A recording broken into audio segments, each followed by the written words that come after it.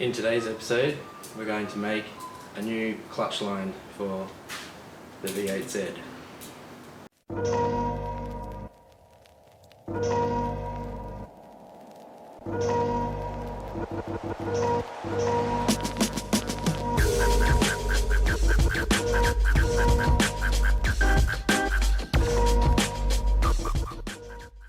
I'll be showing you how I'm going to make a new clutch line from the master cylinder to the slave cylinder, including replacing old rubber hoses with new braided lines.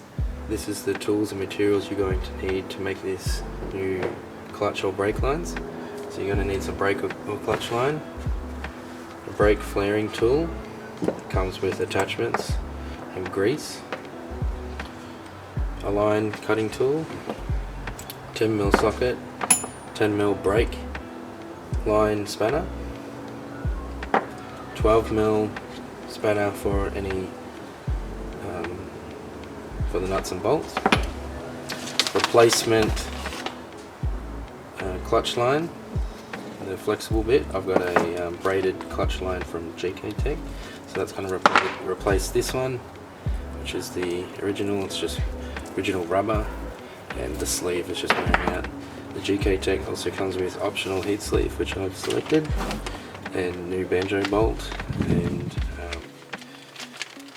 seal washers there. And lastly, you're going to need some new fittings for the ends of your line. I'm going to just reuse these second-hand ones as they're still fine. So this is the replacement braided clutch line from GK Tech.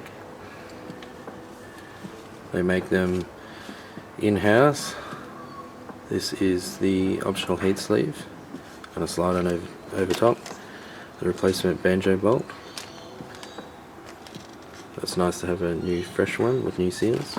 GK Tech tests all their products and they've got really good quality control, so I recommend all their parts. They've never let me down. I've been using them for about 8 years now, and satisfied with every single thing that I've got from them. So this is where we're going to begin.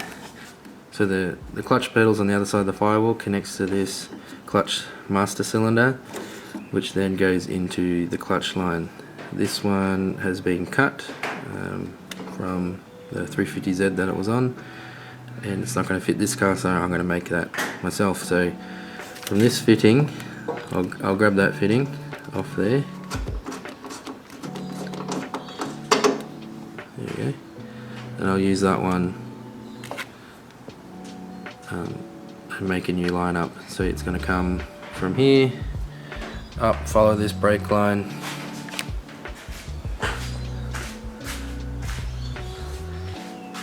follow the brake line, come down, and just down here on near the bottom of the gearbox where my finger is pointing, that's where the clutch slave cylinder is, and the end of the line will attach there. Here is the clutch slave cylinder. So the clutch line I'm going to make is going to join into there. So the braided clutch line from GK Tech will attach there, and I'll bring it up, and then it will attach to a hard line, which I'm going to make. I've got the GK Tech braided line. I've got the heat wrap. Doesn't look like it's going to go on, but it's actually quite flexible. As you can see, I put it over, it flexes over.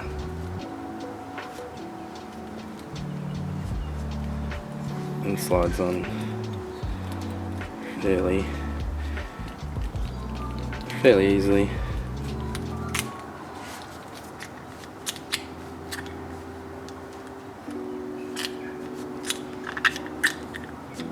There we go. Really snug fit. I like that. It's really good. Just look at it in comparison. Really nice. The banjo bolt that is supplied is actually a 14mm nut size. So to put that on, got to have one copper washer on one side. Put it through. Doesn't really matter which side you put it through. and then the next copper washer on the other side, and then you'll bolt that into the slave cylinder. I'll show you the differences in here. In the banjo bolt, or inside here, there's a channel in the inside, and on the 350Z one there's, not sure you can see, there's no channel in there, so you have to align the banjo bolt. So a banjo bolt, the fluid comes through the middle and then out the side here, so you'd have to align that hole there with the one in the 350Z, whereas the GK Tech one, there's a channel inside there, so when you put this through, it doesn't matter if you align that hole up to the inner hole, because the fluid can travel around that channel and get through where it needs to go. So the 350Z banjo bolt had a 12mm head, the GK Tech has a 14mm head. They're different sizes because 350Z is a lot thicker than the GK Tech one. It doesn't matter as long as you got enough thread, so I trust GK Tech that is enough threading for the clutch line to hold it in place. Got my braided clutch line all ready, and it'll just go right in here. There we go. I always make it a general rule to start threads off by hand. Don't use power tools straight away because you run the risk of cross threading. So the GK Tech one, you can align it whatever position you want. This hole here was for, if you remember on the original 350Z rubber hose, it had that bit that came out and it would align it in there. So that meant that the only position it could go in was, was like that. It was wanting to go in that position, and it's coming towards the chassis rail. I'm going to install the exhaust in position just to make sure that I'm installing the clutch line to have the right amount of clearance, that it's not too close. If I install the exhaust later and find out that it's touching right on it, that's not what I want. So now that I've got the exhaust in place, the clutch line actually wants to go where Nissan had it before, so they knew what they were doing. So you see before, it would have aligned up with that hole, gone this way. So that's the best way to clear the exhaust to stay away enough to keep the heat away. So I'm just going to attach on one of those mounting points here, so the clutch can just mount into it, and then I'll bring the hard line, make the hard line down and come to it. So here's the braided clutch line mounted to the slave cylinder and then to the chassis of the car. I found this bracket in a whole bunch of random brackets that I just keep for times like this where I think I might be able to use it, and it fits perfectly on the chassis. I slid in a brake clip which holds the line in place so the hard line can screw into it and it can be all sturdy. So very happy with that. So this is where the master cylinder for the clutch is. It begins here and it needs to go from there along the wall and then back down to the braided line that I showed you earlier. So I'm just going to begin with measuring out around about how much I need. So I've measured out my hard line. Now I'm going to use my line cutter. As you tighten this up, there's a blade inside and you spin it around and you slowly tighten it as you spin to make the cut.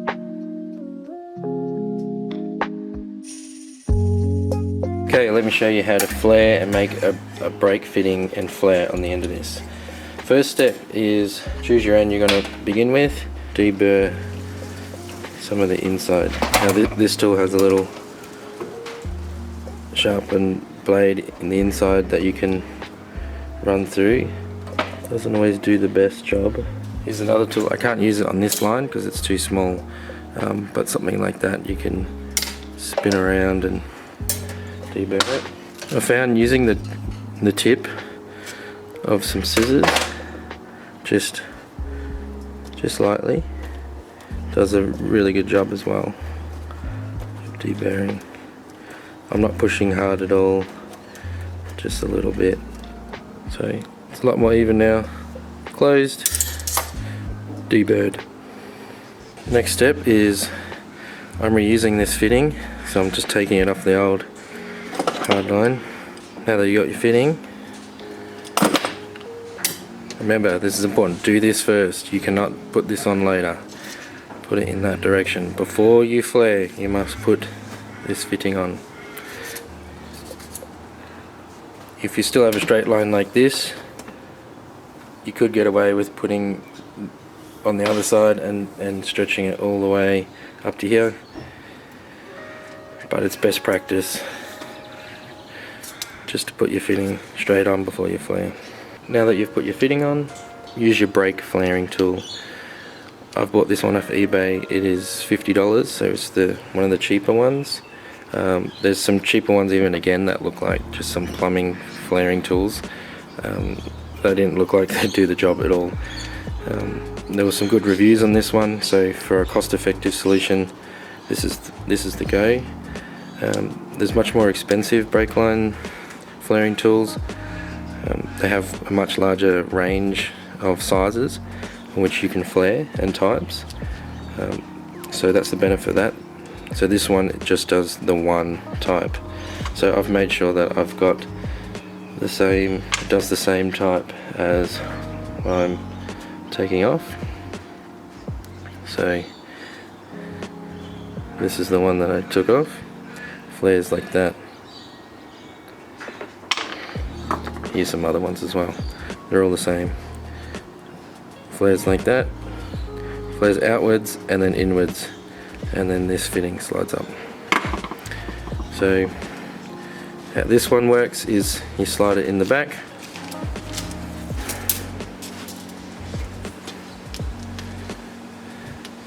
This is just a handle. You can start to do these, doing up these nuts is what clamps it on.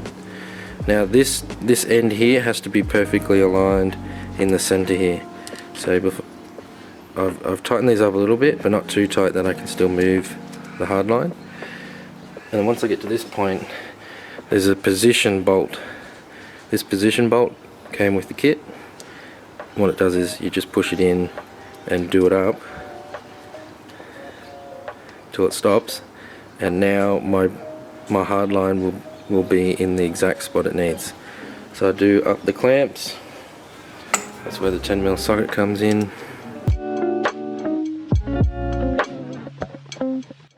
Now that you've tightened down your clamps on the brake line, you can remove the position bolt. Just need a little nudge. That's out. There is a little viewing hole here, and you can see, it's a bit hard to see if I get the right angle. Here we go. There we go. You can see that the hard line is where it needs to be. Next step is a two-part series. By using this special punch grease came with the kit. When using high pressures or pressing on something, lubing it up in grease is important that you don't split things. Reduce the friction between metal to metal contact. I have this fitting, it's double-ended, that came with the kit. You just use the indented side first, you screw that in, and then you unscrew it. Make sure you put grease on the ends, and then you swap to the other end, put that in, do it up, and then you're done. Then you undo these bolts from clamping it, and you'll see the flare there. So it's two parts. So the first step is what flares it out, and the second part is what flares it inwards.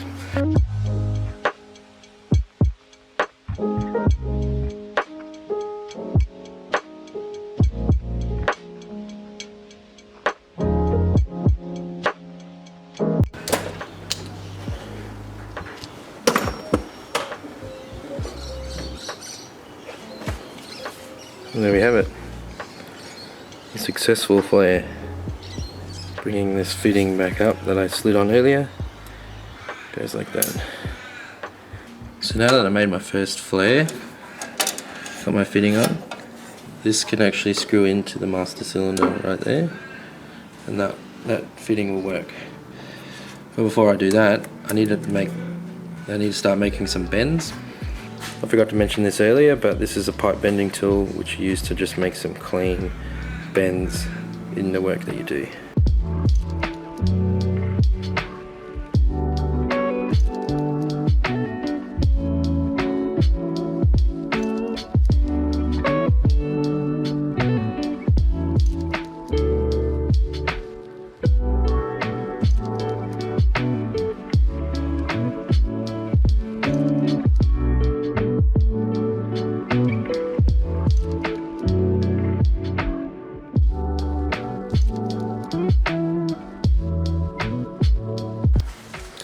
This is where the 10mm brake line spanner comes in handy, where you can put it on the line, come down to the nut and do it up. Now that I got it to this point, I'm just looking where I need to bend it again. Looks like I need to make just a bend down to align it with the other line, and then I'll go from there. This can be a timely process, making all your bends. It's one of those things where you got to get right the first time round if you want it to look neat and to work functionally. Here we go, I made a few more bends, a larger curve. Now it comes down into this bracket and follows along with the brake line. So now I'm over to here and I have to bend downwards to follow the same as before. So I've taken the line out. If we follow it along, you see the yellow mark where I've made my position for the next bend. I have to make sure that it's pointing downwards. So as this, just as this goes into the slave, runs along the wall, in that position, I'm going to bend down here.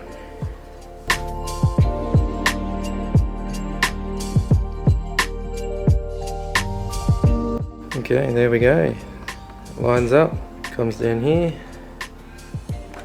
The next step is line up with that, and I can make my final flare, just as I did at the beginning. So here we are again, getting close to the destination. Here's that braided clutch line earlier, attached to the slave cylinder. So this is where the hard lines ended up. And now I have to cut it here and make a flare with the fitting on, and that will just screw into the braided line. So I've got the same tools that I was using before.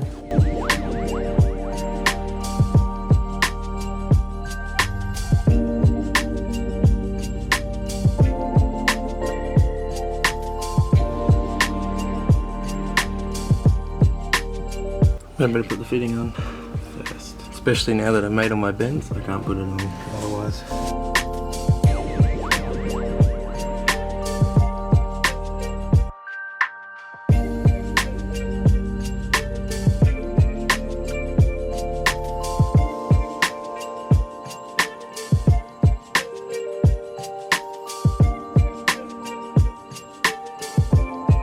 So it turned out good, another successful flare. Now that fitting can slide on. This will now screw into there.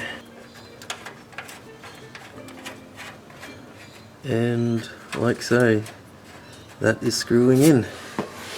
There you have it.